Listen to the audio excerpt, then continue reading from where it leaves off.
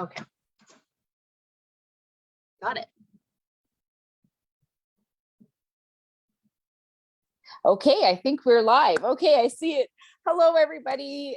This is Rachel Blaney, your Member of Parliament for North Island, Powell River, and I'm hosting a tea talk. I really wanted to focus and have a series of tea talks that looked at oceans and protecting our oceans, and specifically at the waste that we know are in our oceans and really impact our beaches as well. So today, I'm so excited to have Ashley Tapp from Epic Exeo here with us. She's so fantastic. I have learned so much from her. So grateful that you have agreed to come on today, Ashley. Thank you for having me, Rachel. I'm really looking forward to this. So I'm going to just start out with questions. So the first one is, we connected for the first time after the MV Zim Kingston lost 109 containers in our oceans in the North Island area this past fall. When I called you, I learned so much from you. So I'm just wondering if you could tell everyone a little bit about yourself, your organization, and what brought you to do the amazing work that you do with Epic Exeo. Awesome. Yeah, I can definitely do that. So I am one of the co-founders of Epic Exeo, and we are based on the North Vancouver Island out of Port McNeill and Port Hardy. We do a lot of work in Winter Harbor, Holberg, and the Mahata Valley area, just south of Brooks Peninsula. Basically, Epic Exeo was actually started as an adventuring group. So there's a lot of us that go out in our 4x4s and we go overlanding and expediting, and we're a rather large group of trucks, and we go all over the place, and we go to all the coastlines, all the beaches, lakes and campgrounds. It's not always ocean, but it did kind of start to pull us that way a little more. What we realized was everywhere we were going, we were stuffing our trucks full of marine debris, styrofoam, plastic, trying to figure out ways of getting those large blue barrels into our trucks. This is piling it on top of all of our camping gear, because we're out there camping and adventuring. We're not out there to go clean. And this went on for a few years. Meanwhile, my other co-founder, Jill Laviolette, she's out there advocating and spreading awareness and also cleaning. And we're realizing, like, we need to get more serious about this. We need to actually do something here. So every time we would go out, we would be a little bit more prepared, and we would bring bags, and we would make sure that we had that little extra empty spot in our vehicles and in our campers to store some stuff. And this went on for another little while, and Jeremy and I finally, Jeremy's my husband and another co-founder, and we realized, let's do something about this. Let's make this serious. So we turned Epic Exeo into an actual nonprofit organization. We are recognized federally, and we are a BC society. And it took off right away. As soon as people realized what we were doing, we had people offer to, how can I help? Can I cover your helicopter bill? Can I point out some spots to you? We work with a lot of shake blockers on the North Island. And when they're out scouting, trying to find salvageable cedar, they come across some untouched stretches of coastline that are just littered with marine debris. And so our first biggest cleanup was sponsored by Fortech Industries, who is a shake blocker, and he covered our full helicopter bill for us. And from there, we haven't stopped. So we're constantly fundraising, we're constantly looking for more volunteers and people to get involved. And for the last 2 years, we've been organizing helicopter and trucking large-scale shoreline cleanups. And for those wondering, Exeo stands for to depart and travel. So that's why it was named that, because of course we were traveling and adventuring. But then really, what are we doing? We are departing marine debris off of the coastline, and it's still a journey. It's still an adventure. So the name just kind of stuck, and here we are. That's awesome. And thank you for correcting me in such a kind way how to say Exeo. Oh, awesome. Okay. Not a lot of people know how to say it. It's not really an English word, but it's absolutely fine, Rachel. Well, I think it's fantastic what you're doing. And I guess for me, just coming back a little bit to the MV Zim Kingston, I'm just wondering if you could talk us through it. This, of course, has brought up a lot of concerns in our region. People, when it was first happened, were calling our office a ton, asking us questions, wanting to do everything they could to help. I'm just wondering, how did you first hear of this bill, and what were your initial thoughts and on how that was going to impact our coastline? I had heard about the incident happening where it did. And I mean, I knew that, there's currents and water moves fiercely, but I had no idea when it was going to show up and if it was going to show up where it did. And it was actually reported, it was Facebook was the first thing that I seen. And it was on October 29th, which happens to be my birthday. And we seen it on Facebook, and the first pictures were just horrifying, honestly. It was fridges, and it didn't even look like a beach to me in the first photos that I seen. And we instantly wanted to go. We instantly wanted to get out there. Holy cow, we got to get out there. We got to clean this up. We can't let the tides be taking it all back out. But of course, with a spill and an accident like that, there's rules in place, there's insurance involved, there's lawyers involved. And although we are professional beach cleaners, we weren't taken that seriously right away. So we did have to kind of stand down a little bit until we were told that we could head out there. But at the same time, these beaches are our backyard. This is where we always clean. So as soon as I was able to get the time, I cut my camping trip short for my birthday, and I headed out there.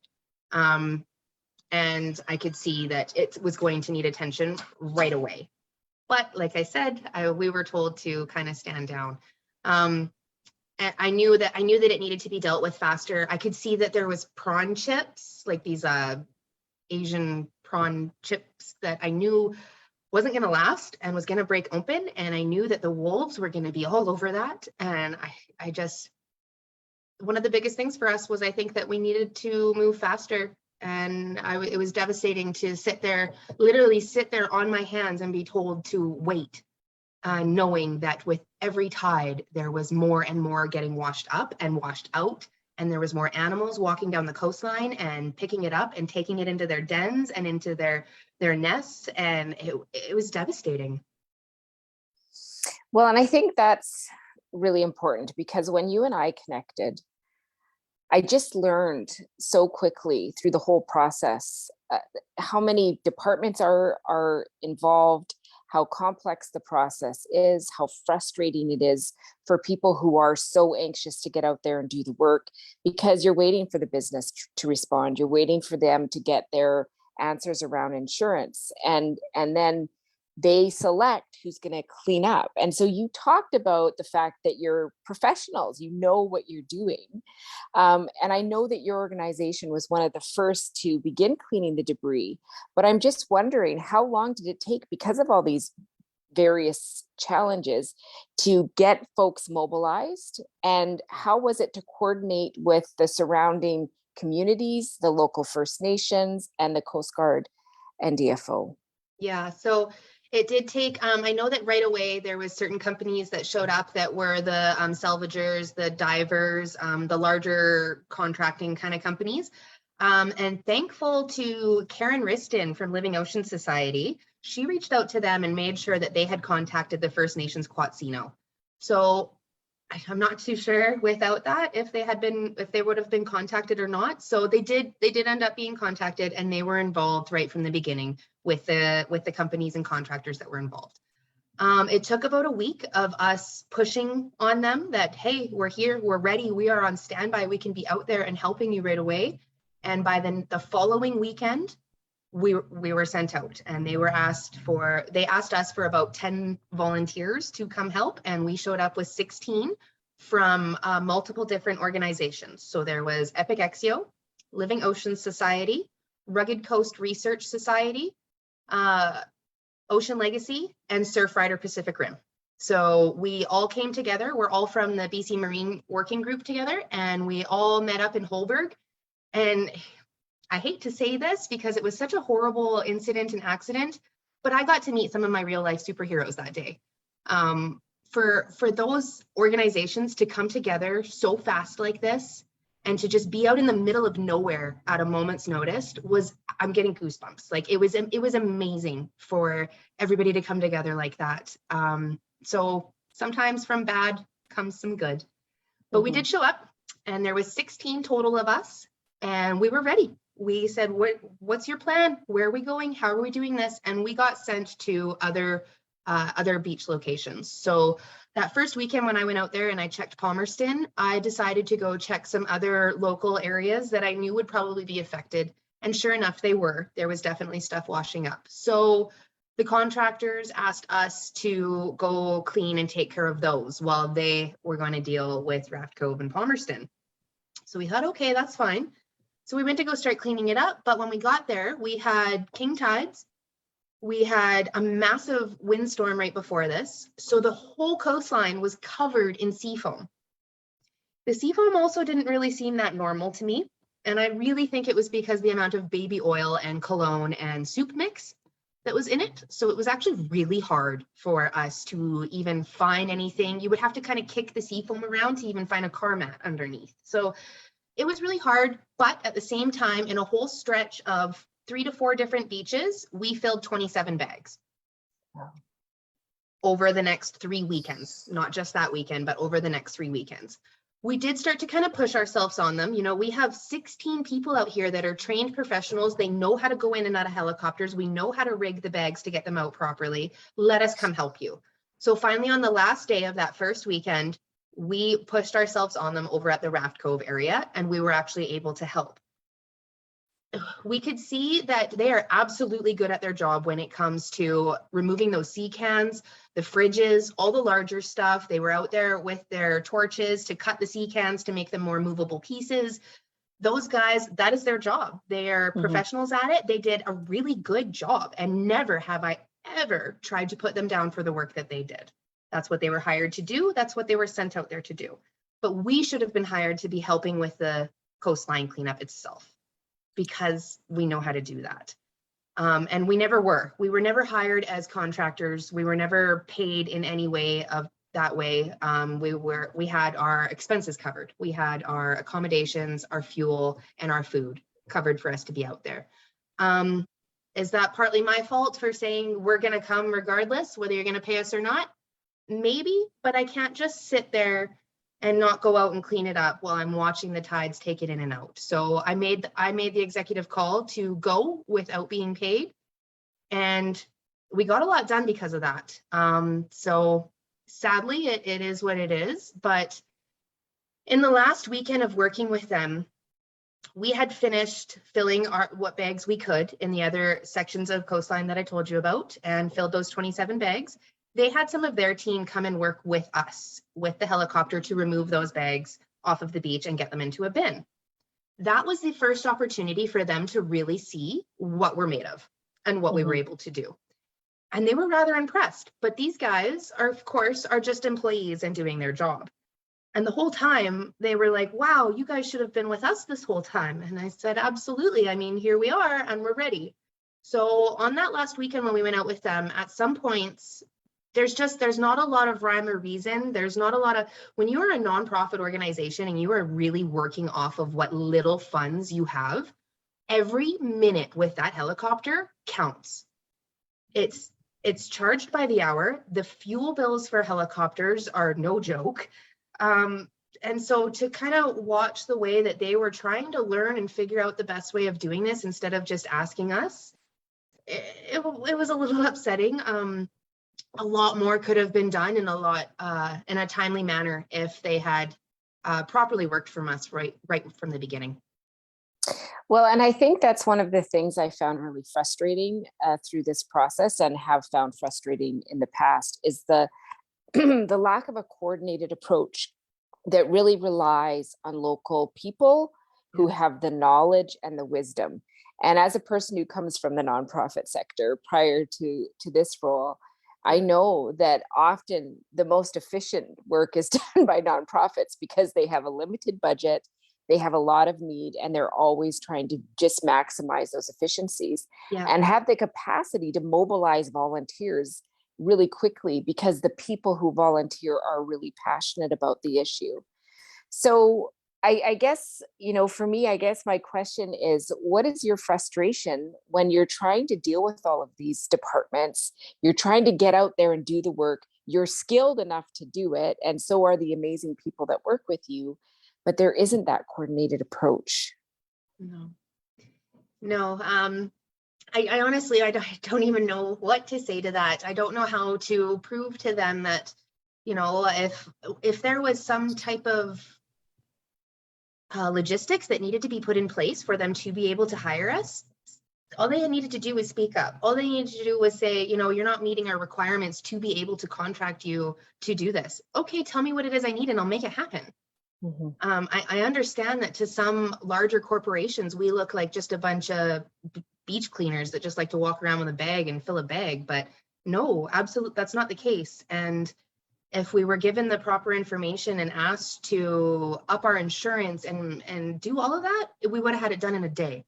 So communication is key. And by all means, they were communicating with me and talking to me, but I think that they were taking advantage of my big old heart.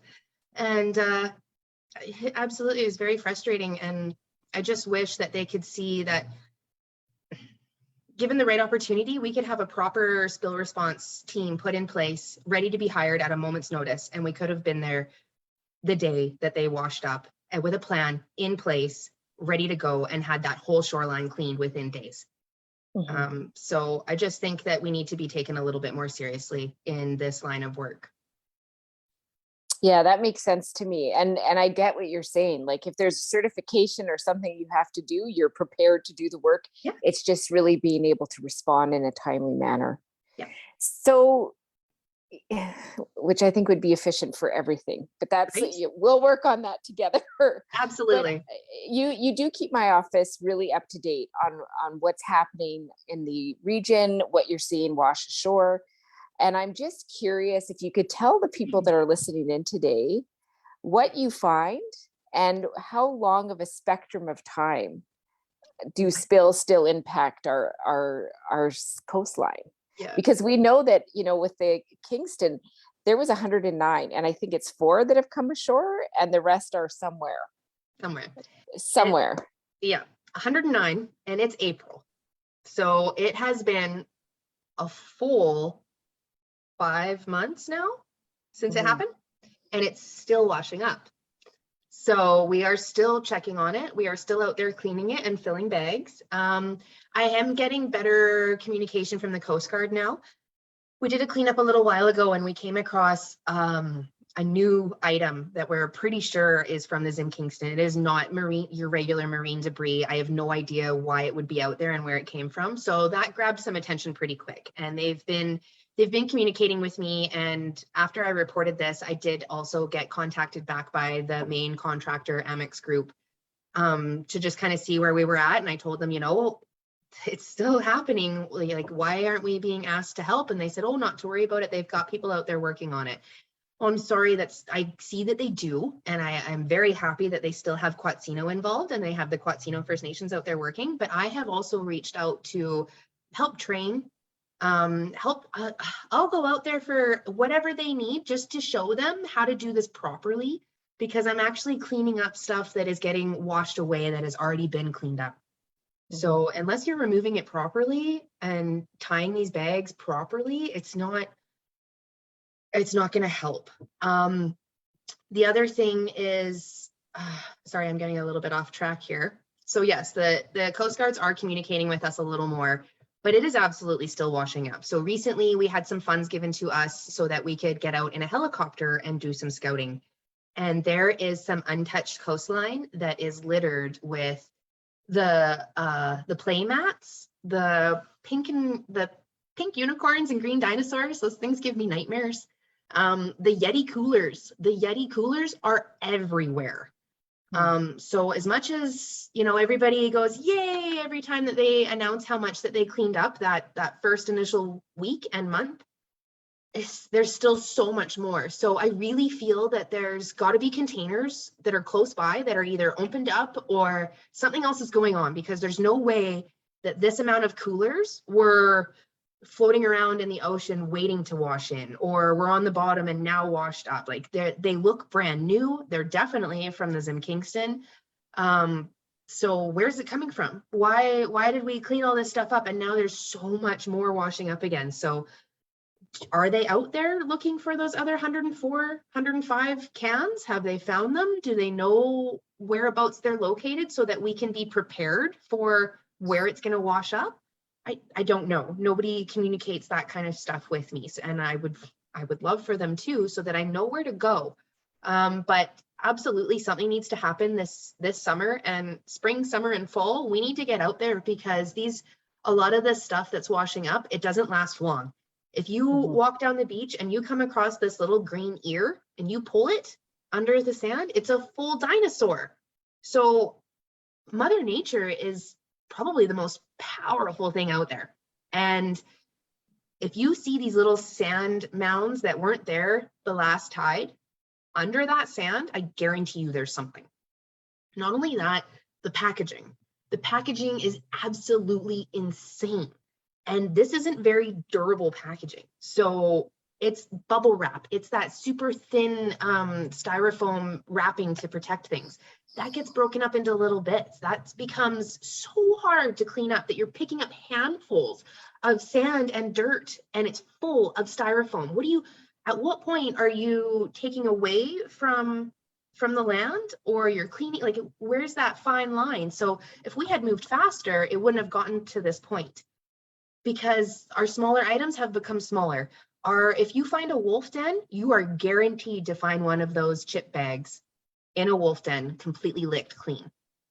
That breaks my heart. Our wolves on the North Island are the most majestic creatures. They're beautiful, they're huge. There's a pack of 27 of them in one area. And they're eating spicy prawn chips. That's not good. That's not good for them at all. That food isn't even good for us. We as humans shouldn't be eating spicy prawn chips, let alone a wolf. So I think another issue that needs to be addressed is consumers themselves. Everything that has washed up so far is not an essential or necessity item. It is all just stuff. It is all just plastic stuff that came over from Asia that has no need in. There's not a single thing that I have come across that you couldn't buy that was manufactured in Canada. Well, and I know that when we heard from constituents, it was so fascinating, because people were like, we need more dedicated money for cleanup of beaches. You know, we need DFO to do a better job. But people were also saying we need to really be conscientious of what we're buying and where we're buying it from. Yes. And I think that is what has been so interesting for me going through this process and talking to so many constituents. We did a mailer not too long ago, and we're getting a huge response. We're still gathering them and calculating and putting together the data. But, you know, I think people are very aware that they're concerned. They don't want things floating around in the ocean. I know that you and I chatted and you said, like, we're finding things that I think is from the 90s spill. So it's like, you know, this is the reality is things are hitting our oceans. They're staying in our oceans, and they're becoming those microplastics that you can't even see anymore. But that means that all of the things that are living on the shore, in the water, are taking that into themselves. And that concerns me greatly. And I agree with you. I don't think we have a very good approach. I don't think we have first of all, let's make sure this doesn't happen. But if it does happen, let's have coordinated approach that's very, very quick. And I understand there's challenges, but we really need to work together. So I appreciate your work on this. How much debris does Epic, they say it says Expo on my piece of paper, Exeo. Exeo. That's what got gather in a year. On an average year, I should say. I know this last year has been a bit more. It's so hard to say, honestly, Rachel. So one of our cleanups in 2 days with, I think there was a total of 9 of us that kind of camped for the night and hung out and helped. There was a couple teenagers that came too, and we did 3 tons. And then another cleanup, it all depends on where it is. We did this one. And this is also what broke my heart, because this is literally just north of Palmerston. and it happened on October 2020. Less than 300 meters of beach, 6 people, 3 days. We did 9 tons.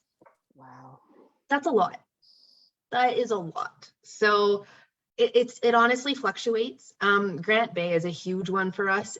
Every year we go to Grant Bay, and there's been times, this last year it was great. Living Ocean Society had some funding, so we were able to helicopter it out. But previous to that, we would break down all the bags, put it into like stuff that we could carry over our shoulders, and we hiked it all out. And it would be truckload after truckload after pickup truckload. So it honestly, it changes all the time, but I would like to comfortably say we do over 10 tons a year. That's amazing. And it's so scary because it's just a small part of the whole, you know, like even of the island, it's a small part, and it's just amazing that in that area, it's, yeah. It really is. It really is just a tiny little area. If you go all the way around the island, and all we're doing is this, and we're trying to access more and more areas that we know we can't hike to. A lot of our coastline is very rugged, so you can't come in with a landing craft. You can't kayak or paddleboard in. That's what a lot of our fellow organizations do, and I think it's amazing. But we have a lot of area that we can't do that with. So if we can't bushwhack our way to get there or get dropped off by a helicopter, there's these little pockets, and they're just full of marine debris, and now they're full of marine debris and dinosaurs and unicorns. So now our biggest challenge is trying to figure out how we get in there and how we get it all out safely. So we have a lot of work to do. Yeah, we do. Yeah.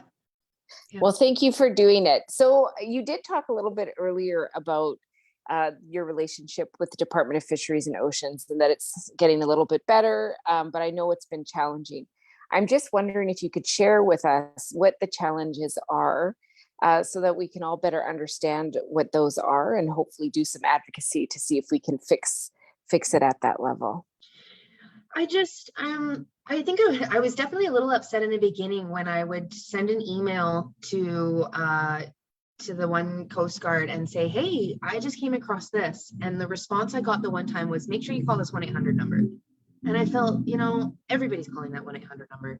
And I want to actually speak with somebody. I want to know that what I'm reporting is something's going to happen from that, and that it isn't just added on to a list of, oh, they reported this. Oh, they reported this. No, I want to speak to somebody and say, hey, this is what I found. What are you going to do to help me to get out there and clean this up? And that, you know, as much as they are communicating with me a little more, as far as I know, I still have bags out there tied up out of the tide line that I'm waiting for them to. I had Amex contact me after my last report and say, hey, we'll helicopter that out of there for you, no problem. And I was like, that's great, but what are you going to do with it? I said, don't worry about it, we'll deal with it. And I said, no, I'd like it, please. I would like for it to be brought to me, and if it's not going to get brought to me, then just leave it. Because that's the other thing. If there isn't proper communication on the end life of this debris in these bags, then we're just dumping it all into our tiny little Mount Waddington landfill.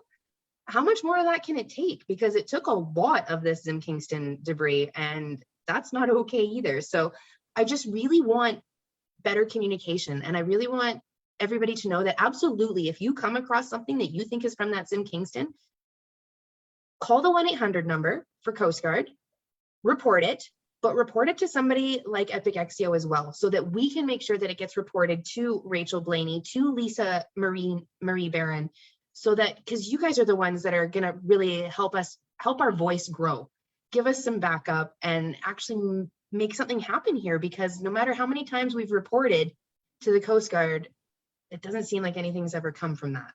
So by all means, I'm not saying do not report it, because you have to report it. They have a system. The system has to work that way, but don't just stop there.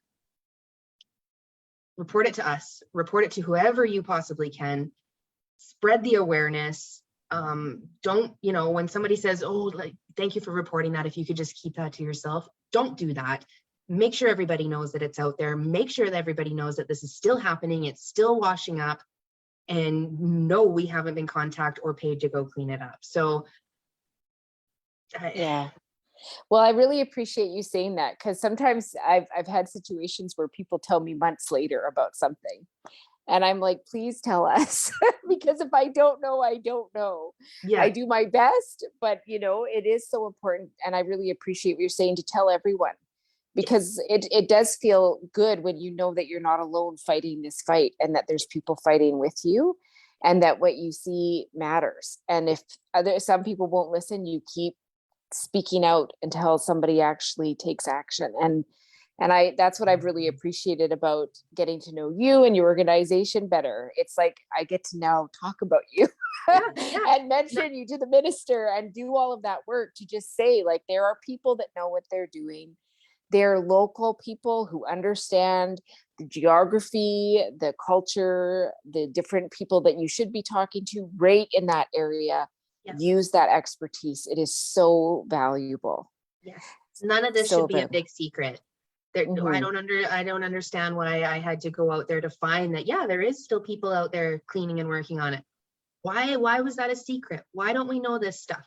None of this should be a secret. This is our ocean. This is the First Nations territory. Like, why are we keeping it from anybody? So everybody should talk, everybody should report it, and we should all stay in communications about it so that we can keep working at it. If a few people stop talking about it and a few more, and it gets pushed to the back burner, then what?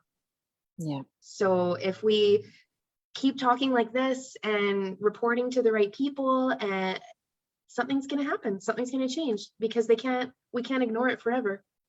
That's right. Yeah. Okay. So my last question to you, because we are at 4:30 and I'm trying really hard to keep us on track, is, we saw this bill, we know what's happening afterwards. And we know that in my office, we got tons of calls. We got tons of calls from all over. Like, it was crazy to me how many people called, and they wanted to know what they could do, how they could help. And it was great once we knew to send it to you. And of course, it was strange and hard for us as well. Similar to the story you told earlier, we were told, don't just go out there and help. You need to know how to help in the best way. Really hard. So I'm just wondering, what are some practical things that all of our viewers can do to support you and your organization, the work that all of you do, and keep our oceans and beaches as clean as we possibly can? Awesome. Yeah. So there's a few things, and I know it might sound, I've had to speak with a few people, especially over social media, or people that are like, oh yeah, you're just another nonprofit that told us not to go clean up the beach. That's not the case. That's never the case. By all means, go clean. But that's where we say communicate with us, because if you go fill up a bag of marine debris, Zim Kingston debris, and your own personal garbage, where are you going to take that? Are you going to just take it to the landfill? Whereas if you communicate with us, we even have new burlap sacks that you can come to us. I'll give you a burlap bag, and you can go out and you can clean and you can return it to me. And that way I know that the end life of it is going to be dealt with properly. I'm going to sort it. I'm going to recycle what I can. We're going to reuse what we can, give to crafters, local fishermen. And then whatever we don't goes to Ocean Legacy to be remanufactured into plastic pellets, which is amazing. So if people communicate with us that they just want to help, but they don't want to come to a organized cleanup, you can still do that. You can still help. You can still be told what the difference of the items are, and we're an open book. So if anybody messages any of us, we'll answer all the questions that we can to help you, to get you out there. The other thing is to always watch for our public cleanups. We do try to do a few public cleanups where anybody can come. And if you can come to those are the best ones to come to, because I'm putting a solid effort this year into every time we have new volunteers showing up. I'm going to show you exactly how to use one of our super sacks. Some people call them super sacks. Some people call them heli bags. They need to be tied a very specific way. They need to be put in a very specific location. You can't just take one of these super sacks, fill it, leave it on the beach and think, sweet, Epic Exeo is going to come pick this up. There has to be a communication. There has to be a long and latitude handed into us. There has to be, it has to be tied in a very specific location in a very specific way. So I'm doing my best to teach people how to do that, because it's a free country. And like I said, there should be no secrets in this. So by all means, if you come across one of our super sacks, we always try to tuck another extra one under the bag. If you come across that, it's full, it's tied properly, and you found more, grab that bag, start filling it and start tying it to the tree line the way that I'm showing people how to do. But we don't expect everybody to know how to do that. So without communicating with us or without coming to one of our public cleanups, how are you to know? So we are putting in a new, very solid effort to spread that awareness so that people know. And then the other one is, I know that this one is probably the hardest for people. Everybody wants to come to a helicopter organized cleanup. I get it. It's cool. You're in a helicopter. You're out in the middle of nowhere. You get to go to a beach that nobody else has hiked to. There isn't a road that goes to it. I get it. But we have a lot of training.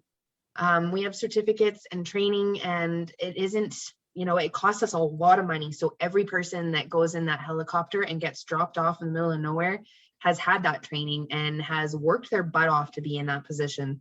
Because it's not just getting dropped off in Hawaii, filling up a bag and getting picked back up. No, we are dropped off and left there till that helicopter comes back for us in however many days. If the weather changes on us, the helicopter cannot come get you. So this is a very dangerous part of our job. Not only that, now the helicopter comes to pick up these bags. This helicopter is dropping a 100-foot long line to you for you to hook to it and it to lift it right above you. That's dangerous. There's hard hats. There's all kinds of PPE, personal protective equipment, that we have to wear when doing this work. So it's a little extreme for a volunteered beach cleanup. So that's why the more public cleanups that people can come to and that we can learn how you are and teach you and help train you and get you up to the same safety par as us, the bigger chance you're going to have of actually being more involved with those cleanups.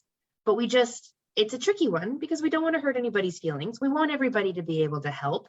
And we understand that that's all people want to do is help. But every once in a while, we do have to say, no, we're sorry, you can't come to this cleanup.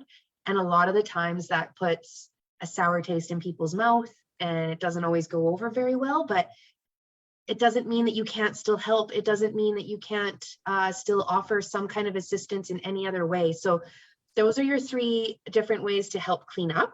And then other ways to support us is simply by hitting that share button if you come across a Facebook post or even Instagram, by following our website and sharing our website, by buying an Epic Exeo hoodie with one of our awesome designs on it. That's a automatic donation to us because we have an amazing company, Reaper Signs Killer Designs, that makes them for us and donates all the profit back to us. So you can buy a t-shirt, you can buy a hoodie, and you're making an instant donation.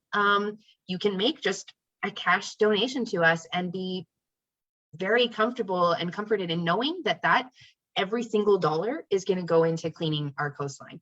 All of our volunteers, all of our people have a hard time even allowing our funds to pay for their lunch.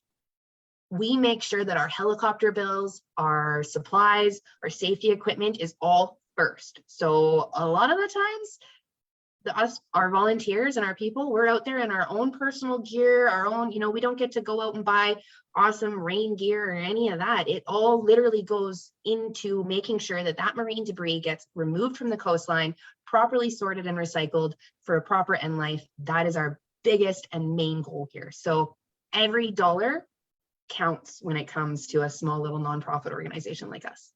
It really does. Well, thank you. Thank you so much for doing this. Thank you for the amazing work. I feel like every time we talk, I learn a little bit more, and just really a lot of respect to you and to all the folks that support the amazing work, all the volunteers that take all that time, like you said, make sure to pay for all their gear, take time off of work to go clean the beach, and make their own food. All those things. It all makes such a big difference. Yeah. So thank you. And for everybody else, please, we'll add your website to this when we're done. We'll make sure it's in the post. If you want to check it out, buy a hoodie, do anything you can to support the amazing work that they're doing. And we are going to be sending you some invites to let you know about when we're doing the next one. We're just working on the schedule, but there will be more where we continue to talk about marine debris, about what's happening in our oceans, and getting to a place where we can decide collectively what steps we need to take moving forward to just do better. There's so much work the federal government could do to do better. So let's help them and push them to get them there. So thank you, Ashley, and Thank you, goodbye to Rachel. everybody. Bye, Take everybody. care. Thank you.